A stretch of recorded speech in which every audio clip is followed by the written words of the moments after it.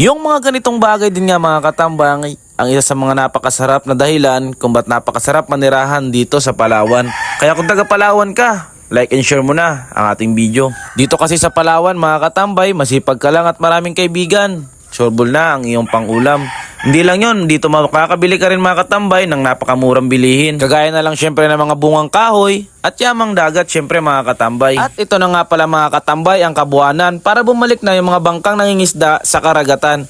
And syempre maaga nga pala akong gumising mga katambay para pumunta sa ating fishport. Nakisakay na rin ako sa kanilang maliit na bangka mga katambay para pumunta sa kanilang mother boat. Na kung saan mga katambay doon tayo tutulong para mabigyan tayo ng ating pangulam. Gustuin man nating bumili mga katambay o pilit nating iabot ang bayad natin sa kanila. Pero mga katambay dito sa Palawan nakagawian na talaga kapag umakyat ka, tumulong ka sa kanilang mga ginagawa mga katambay is automatic na bibigyan kanila ng pangulam at hindi nila tatanggapin mga katambay ang anumang klaseng pera na iyong ibabayad. Pagkat nyo nga pala mga katambay, binuksan ko agad ang kanilang kaldero. Kung napapansin nyo mga katambay, ito ang kanilang pagkain. Nagkilaw lang pala sila mga katambay ng kanilang huling isda. Ganito lang kasimple mga katambay ang buhay ng mga mandaragat. Pero mga katambay, masaya sila kapag may umaakyat sa kanilang bangka. Masaya sila mga katambay na nakakatulong o nakakapagbigay ng pangulam sa kanilang kapwa.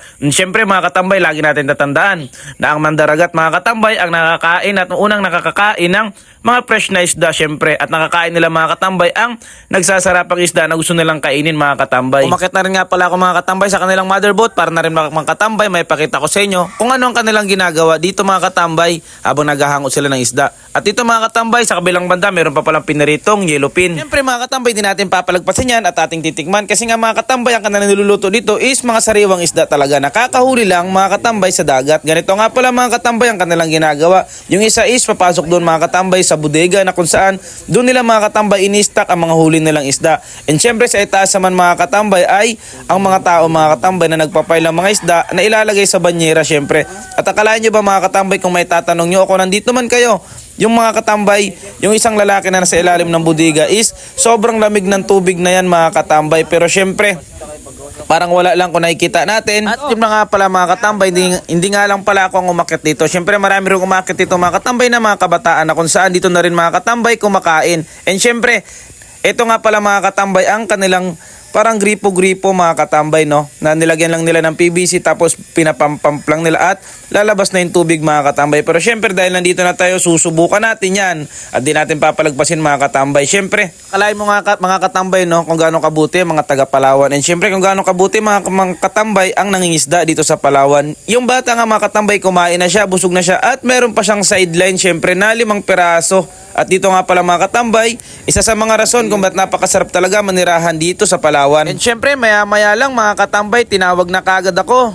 ng kanilang kapitan. Medyo nahuli nga daw ako mga katambay kaya unti na lang ang isda na nakakinapuhaan. At ito nga pala mga katambay ang binigay niya sa akin. Kung napapansin nyo mga katambay, kapitan, sobrang dami na nito. Mabibigyan ko na mga katambay, pati ang kapitbahay ko. And syempre nga mga katambay, sabi rin ng kapitan is, ibigay ko daw yung 3 sa mga kapitbahay ko. Akalain nyo nga ba naman mga katambay na naisip niya pa pati ang kapitbahay ko. And syempre sabi niya na rin nga pala mga katambay na sumabay na ako sa maliit na bangka para naman ako ay bumaba na mga katambay dahil nga ito na pala ang huling hango nila mga katambay dahil nga paubos na. Medyo nahuli na rin nga pala ako ng pagdating mga katambay pero syempre, thank you Kap at napakaraming pangulam na nito. And syempre I wish na sa paglalayag ulit nila sa karagatan at sa kanilang pagbalik ay mapuno pa ng huli ang kanilang bodega mga katambay. And syempre thank you sa iyo Kap. Matatawag mo talaga mga katambay na isa rin ito sa mga dahilan kung ba't napakasarap talagang manirahan dito sa Palawan. And syempre nga mga katambay, tayo ay babalik na sa tabi mga katambay.